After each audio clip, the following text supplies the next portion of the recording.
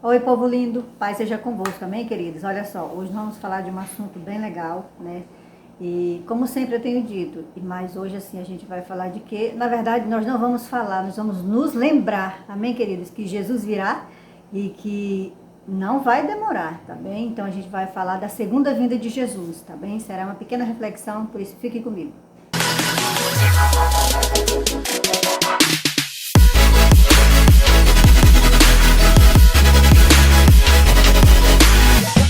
Então, vamos falar da segunda vinda de Jesus e do preparo, né, que nós cristãos precisamos ter para essa espera, amém, queridos? Em nome de Jesus.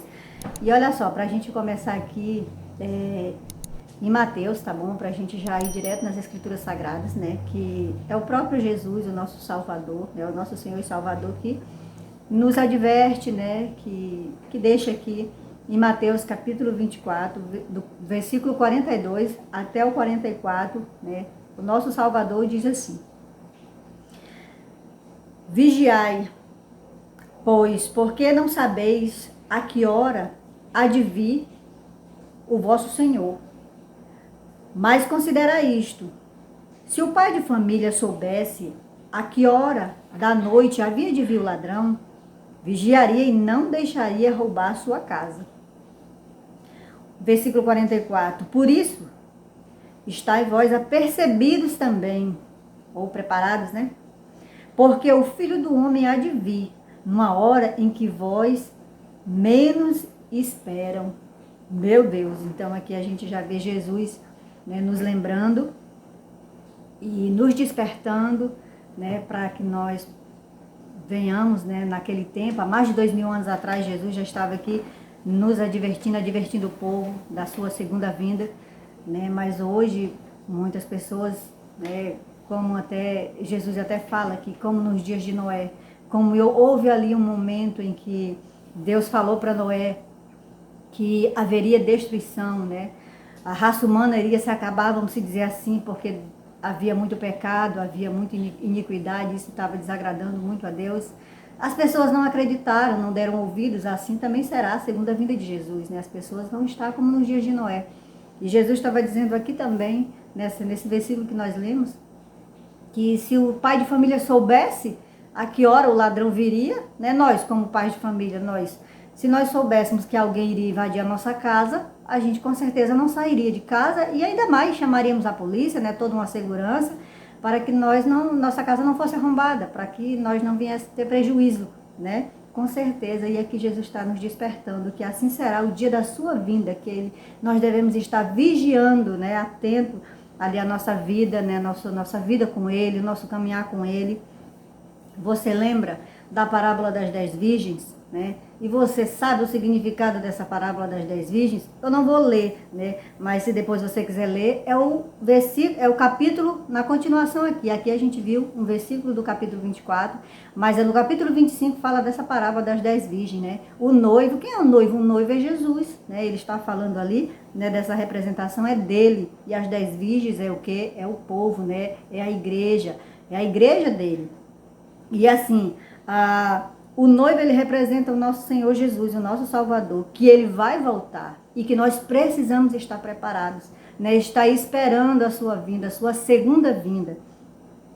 E as virgens prudentes, porque a Bíblia fala, das 10 virgens, fala que haviam cinco prudentes e 5 nécias, né? As 5 prudentes ou as 5 loucas, né? Então, as virgens prudentes, o que é que elas representam? Elas representam o que aquelas pessoas, né, que elas ouvem o evangelho, né, e que elas se convertem e vivem a sua vida para Jesus, né? O seu estilo de vida agora é para Jesus, é uma nova vida em Cristo Jesus. E essa é a nossa forma, na verdade, essa forma aqui dessas 5 virgens que viviam, né, que representa essas pessoas aqui, que somos nós hoje, né? O cristão aqui do século 21 somos nós. Representa o quê? Essa é a forma de nós vivermos, de nós estarmos vigiando, né? De nós ouvimos o Evangelho, e de nós vivermos a nossa vida para Deus, servindo a Deus, né? E não tendo do que envergonhar o Evangelho, do que se envergonhar diante de Deus, diante de Jesus.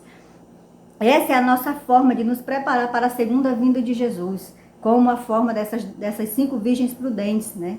Então, quando o noivo chegou, você pode ler lá no Mateus 25, você vai ver essa parábola, que quando o noivo chegou, né, encontrou ali, elas tinham adormecido, porque diz que ele tardou, né, ele tardou chegar, e elas adormeceram.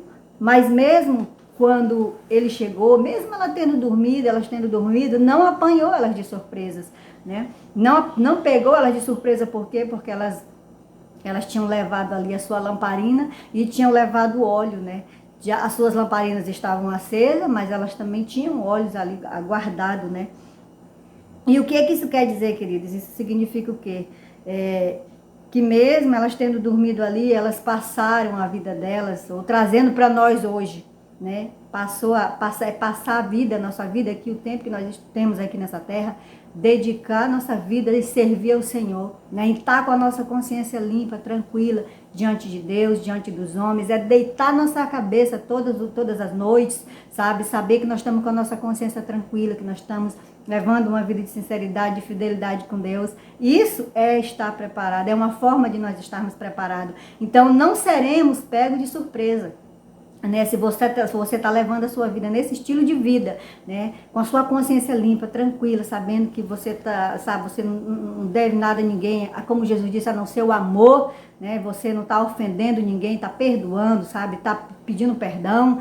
E então isso é uma forma de nós estarmos preparados. Não seremos pegos de surpresa, não precisamos temer a segunda vinda de Jesus, em nome de Jesus. Amém, queridos? E as virgens loucas? O que elas representam, essas virgens, né? As 5 virgens, nécias ou tolas, como a Bíblia representa, né? A Bíblia descreve. O que representa? Representa aquelas pessoas que também ouvem o Evangelho, mas levam as suas vidas do jeito que querem, né? Do jeito que entendem, e não mudam de vida, né? Continuam praticando pecado, sabendo que vai contra a vontade de Deus, sem se preocuparem com as consequências, sem se arrependerem, e estão levando. Essas são, né, essas 5 virgens loucas ou tolas, representam essas pessoas que estão dentro das igrejas, que já ouviram, né, o Evangelho, que aceitaram Jesus Cristo, mas não converteram, não mudaram suas vidas, não mudaram seu estilo de vida, estão vivendo as suas vidas como querem, como entendem. E olha só, aqui em 2 Pedro capítulo 3, eu vou estar lendo aqui para nós, que mais uma vez aqui, né, vem aqui nos despertando, fala da segunda vinda de Jesus, e é o apóstolo Pedro aqui, ele fala da segunda vinda de Jesus também, ele diz assim, capítulo 3 de 2 Pedro, nessa epístola aqui de 2 Pedro, ele diz assim: o dia do Senhor, né, ou a segunda vinda do Senhor. Amados, esta é agora a segunda carta que eu vos escrevo. E ambas eu quero despertar com estas lembranças a sua mente sincera, para que vocês se recordem das palavras proferidas no passado pelos santos profetas e do mandamento do nosso Senhor e Salvador que os apóstolos de vocês lhe ensinaram. Versículo 3. Antes de tudo, saibam que nos últimos dias surgirão escarnecedores, zombando e seguindo as suas próprias paixões, como eu falei ainda há pouco, pessoas que já ouviram o Evangelho, mas que vão zombar, né? E muitas pessoas que também nem aceitaram ainda, mas que estão zombando. Mas aqui nós estamos falando da segunda vinda, né? É para que a segunda vinda? É para aqueles que se converteram, para aqueles que conhecem o Evangelho, para aqueles que conhecem a Jesus. Vamos continuar aqui no versículo... No versículo 3, antes de tudo saibam que nos últimos dias surgirão escarnecedores, zombando e seguindo suas próprias paixões. Eles dirão, o que houve com a promessa da sua vinda? Né? As pessoas, ou seja, ouvem, mas duvidam da segunda vinda de Jesus. Desde que os antepassados morreram, tudo continua desde o princípio da criação. Versículo 5, mas eles deliberadamente se esqueceram de que há muito tempo, pela palavra de Deus, existe céus e terra. Está firmada da água e pela água.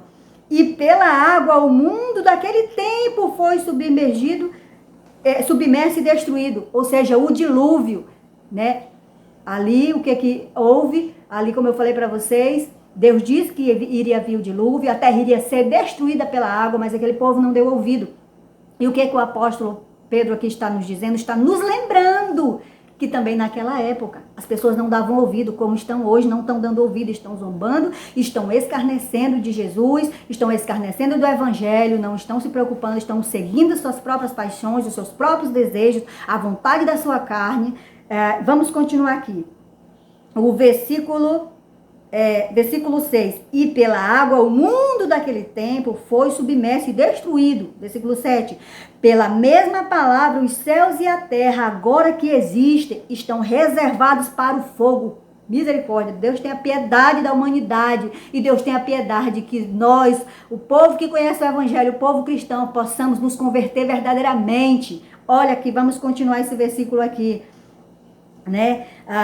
Pela mesma palavra, os céus e a terra que agora existem, estão reservados para o fogo, guardados para o dia do juízo e para a destruição dos ímpios.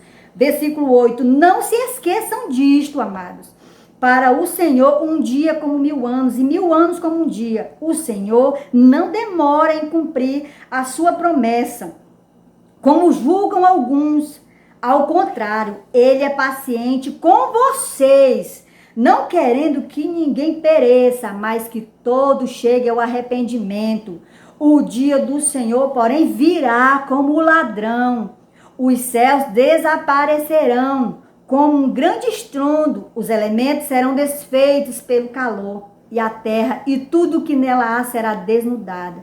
Visto que tudo será assim desfeito, que tipo de pessoa é necessário que vocês sejam? Aqui é uma pergunta que o apóstolo diz aqui, que tipo de pessoas que ele quer que nós sejamos. Vivam de maneira santa e piedosa, esperando o dia de Deus e apressando a sua vinda. Naquele dia, os céus serão desfeitos pelo fogo e os elementos se derreterão pelo calor. Todavia, de acordo com a sua promessa, esperamos novos céus e nova terra, aonde habita a justiça. Portanto, amados, enquanto esperam estas coisas, empenhem-se para serem encontrados por ele em paz, imaculados e inculpáveis, com a nossa consciência limpa e tranquila.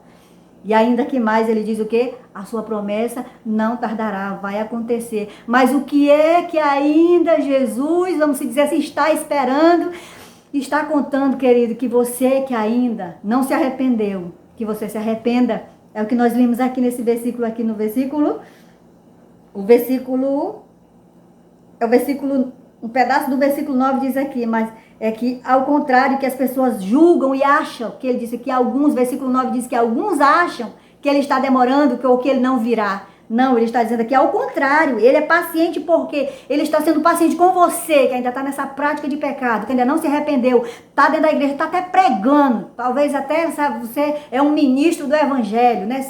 E está aí, mas está vivendo uma vida de prática que você sabe que Deus conhece a sua vida, Deus sonda seu coração, Deus sabe. E é por isso que ele está sendo paciente, ele ainda não veio, porque ele está contando que você se arrependa. Que você se arrependa para que, ele está dizendo que para que, né, para que haja arrependimento, para que todos cheguem ao arrependimento. É isso que ele fala aqui, ele está sendo paciente com vocês, não querendo que ninguém pereça. Mas ele quer que nós venhamos chegar ao arrependimento, a um pleno arrependimento genuíno. Lembra da palavra? Quem assistiu o vídeo anterior de metanoia? É uma mudança de vida, um estilo de vida, uma mudança de mente, uma transformação, um arrependimento genuíno, sabe? Qual é o propósito que Deus tem para nós? É nos levar, queridos, nos levar para estar com Ele, para sempre com Jesus. Amém, queridos? Que essa palavra fique no seu coração, que venha despertar, como aqui o propósito do apóstolo Pedro aqui nesse capítulo 3, de 2 Pedro aqui no capítulo 3, é nos despertar para essa segunda vinda de Jesus. Amém. Fiquem com Deus.